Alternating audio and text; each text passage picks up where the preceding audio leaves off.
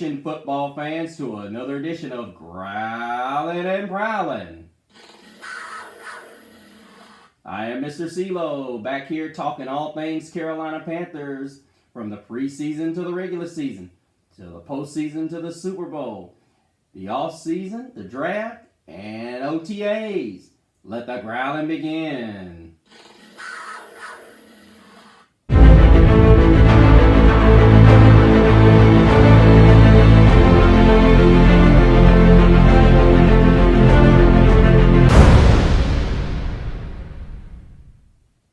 Hola, hola, howdy, howdy to all you football fans out there. Hope you all are doing great. I'm certainly doing well, just doing what I do and doing it well. Hope you guys are too.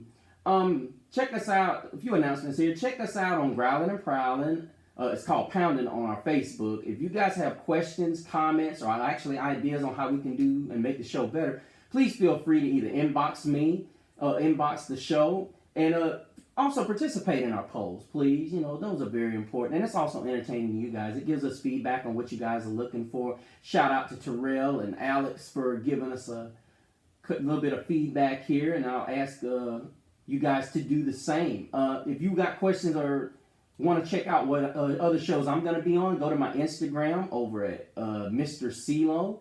If you have issue with the way I talk about things, please let me know there. But if you like what I do, please let me know there as well.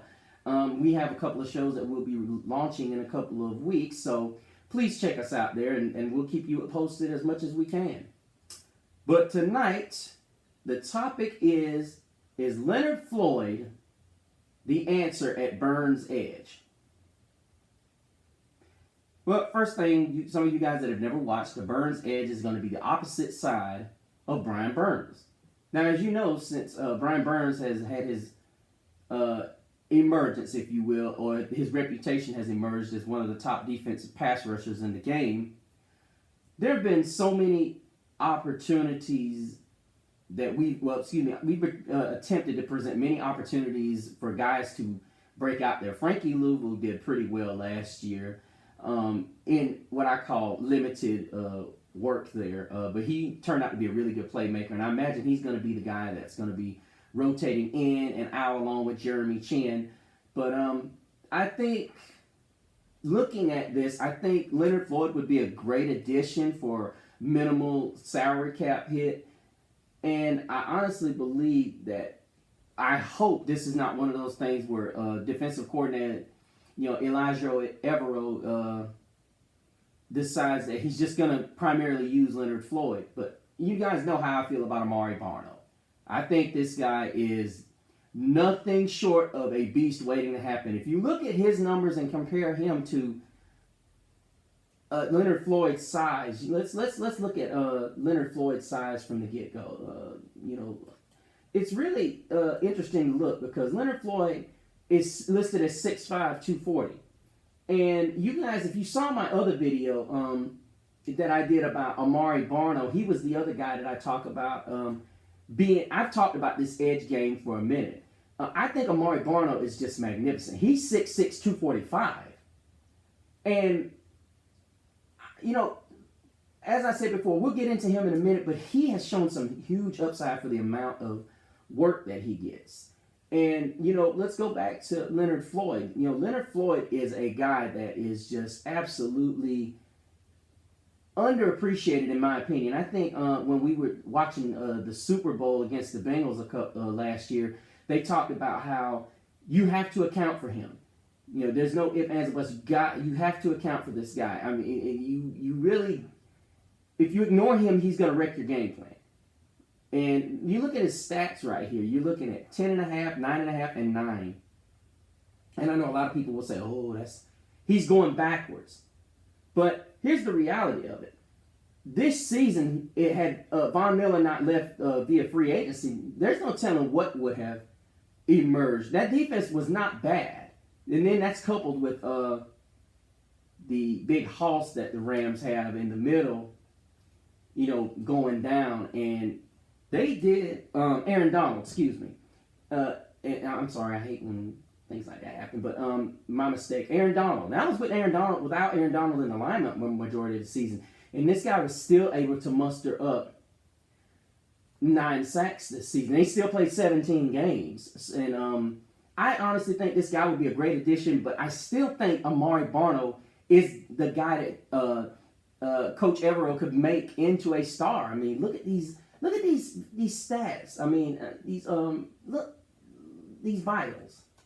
You're talking about a guy that's 6'6", 245 pounds. And, I just love this kid. I mean, I really do. And I hope the Coach Evero sees fit to give this guy the backup role. But, I understand the Panthers have a pecking order. But Gross Matos, in my opinion, especially in this linebacker position, I think he's more of a 3, possibly 4 stance type guy. I don't think he's going to fit well in this system. I think, at the most part, he's going to be the opposite end guy. He's going to be the DT, not the nose tackle. I think they're going to take a couple of these guys and make nose. But I think Evero's going to be, they're going to go 3 down tackles. I think that's what they're going to do, instead of just your traditional defensive ends like Gross Matos. I think most of the guys on the ends are going to be speed rushers. I think they could use Gross Matos to that on first downs, possibly first down type positions, and when it's really a 3-4, but it's more like a 50, if you will. But back to the whole Leonard Floyd. Leonard Floyd is just he's got a freakish body. He really does. He's very quick for his size. He's like I said, he's 6'6", 245. Comes from our area. He's from the swampland of Georgia, not the swampland. He's we call it Georgia. We don't say Georgia in these parts. We say Georgia. But look at his numbers. These last 3 years, he's been right up around 29 sacks. So that's pretty impressive for just 3 seasons. You're talking about a guy who gets on the field and goes at it. He's got an interception. He can do both. He's got a fumble recovery. It's not gonna like Luke Kuechly numbers, if you will, but he's impressive enough to put him beside Brian Burns, I think. But if they haven't made this move, but we were named by Dean Jones of Cat Crave wrote an article saying that Leonard Floyd is probably the best fit for us. And I'm in Dallas to agree with him. I think he's correct in that assessment. I think we are a good fit for him. And I think we need to consider it. I really do think that Leonard Floyd would be a positive yet very interesting fit for our team. Especially when you have guys like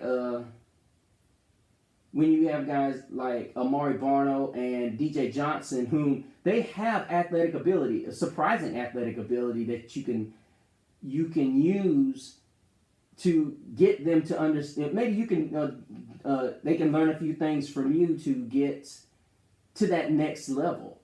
And let's even take it to another something further.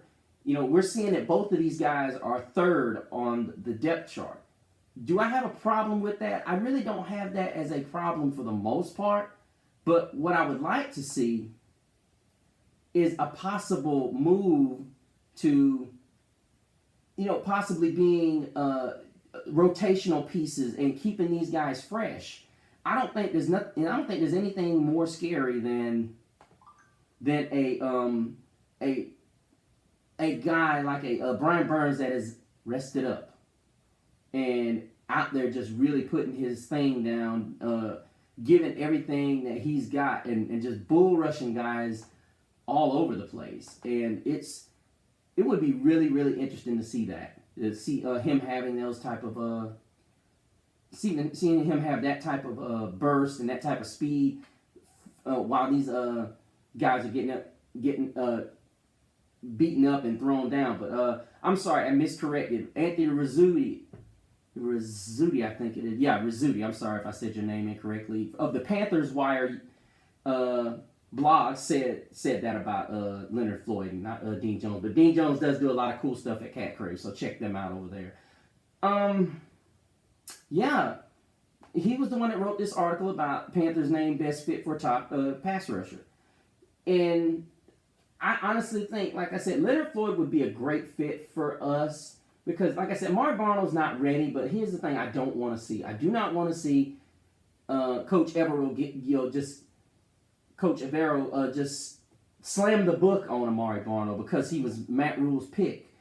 Listen, guys, I want you to pay attention to this. I don't want you to sit there and say, oh, this and that. This guy is the goods. I'm telling you, 17 snaps against the Saints, ladies and gentlemen. He got a sack. There's going to be a lot of people say, oh, well, he got a sack. Well, 17 snaps. 17, that means this guy had 17 times to get a sack. There were guys last year that didn't even top that. I mean, let's look at it in let's keep it in perspective. Let's go down and look at the Panthers on this on the fly as far as that goes. You got guys that didn't even, and you got starters that played half the season that didn't do anything, and they're right there. I mean, let's not sit here and pretend this is just some kind of fluke. This guy can make plays. This guy is capable and more than capable of making plays if he gets the reps, guys. That's what he needs. He needs time to develop. And I know this is going to be a short video, guys, and I'm looking at DJ Johnson. But DJ Johnson's got the same, except he weighs about 20 pounds more than both of these guys. But the thing about it is, if Leonard Floyd can get that experience into both of these guys, could you imagine rotating these guys, just these three guys, along with a Frankie Louvu or possibly Jeremy Chin bouncing back and forth inside and out? Could you imagine what kind of a nightmare offensive lines would have trying to stop these guys? But like I said before, I think the signing of Leonard Floyd would be a great thing. I just hope the Carolina Panthers and Coach Evero are not trying to sell themselves on signing him and letting him be the option and the only option, because I think DJ Johnson, along with Amari Barno's development, can be the it factor. I think DJ Johnson was a reach. I think we could have gotten him in the 5th round, just like we could have gotten, believe we could have gotten Jonathan Mingo in the early stages of the 3rd round. A lot of people would disagree with me on that, but it's one of those things. The Panthers saw what they wanted, they jumped on it. I don't know if people all ask about the BJ Ojulari pass up, because right after Ojulari was taken, Isaiah Foskey from Notre Dame, and if you guys know me, I'm an Irish guy, so I was hugely disappointed when the Saints got him. So you're talking about Cam Jordan and Isaiah Foskey, and Isaiah Foskey's no joke. I mean, he's a great player. He's going to be great with the Saints, and honestly, looking at this, I'm thinking to myself, hey, this is going to be a nightmare for Panther fans. Cameron Jordan and Isaiah Foskey on the same squad. Yeah, that's not going to be fun. But I thought we should have either taken BJ Ojulari or possibly Isaiah Foskey. But it did disappoint me that I'm not hearing that Amari Barno is even listed as a second stringer. I understand we got guys at the defensive end position that, we're transforming to a 3-4 and possibly going to use these guys on the edge as possible guys that are going to be in the 50, because that's generally what you're doing if you're in the 3-4. You're going to put 2 more strategic defensive linemen out there on first down, because most teams run on first down, and then rotate it out of second downs and so on and so forth, and put your pass rushers out there on first, hopefully getting second and longs and third and longs. But I think DJ Johnson has the ability to move, but I don't know. I really don't know unless they bring somebody like a Leonard Floyd. Do I think Brian Burns can teach these guys? I think so. But I think we need to solidify that edge if we're not going to give Amari Barno a shot, because I honestly believe Amari Barno could make a huge difference, guys. 17 snaps in that Saints game, and Saints don't have a shabby offensive line. But, excuse me, but what needs to happen is these guys need to have the right individuals around them to take them to the next level and get them right. I believe Amari Barno can be that guy next by Brian Burns, guys. But let me guys know what you think. I didn't talk much about DJ Johnson because I've already talked about him in the other video, and I'm more of a fan of Amari Barno, really, guys. And let me know what you guys think. I'm going to try to put a video up on the page of Amari Barno's few highlights and the few games that he's played. But I want you guys to really stake a claim. Help me get Coach Evero and possibly other members of Frank Wright and those guys involved into possibly giving Amari Barnold a pull. And maybe Amari Barnold sees this video and hopefully he's out there working his butt off, because I believe in him. Amari Barnold, if you're watching this, I believe in you, buddy. Get to it. I want to see you out there on Sundays, not for 17 plays. But guys, I want y'all to give me a shout out on the Facebook page on Growling and Prowlin. Give us just make sure you guys give us a like and a subscribe, or even an like if you're not happy with it. But yeah, check us out. Check out our YouTube channel. Check out our other videos out there, and see what you like. We're gonna do a couple of more videos before this month is out, and leading up to the start of OTAs. We got a couple of OTAs coming up in a couple of weeks, and it'll start into mini camps, if you will. But yeah, hit us up on our Facebook page, and then hit me up on Instagram for ideas, and subscribe to our YouTube channel so that we can get that first 100 subscribers, so we can give away this Bryce Young jersey. But up until next time, keep prowling the airwaves and growling it up. Keep pounding.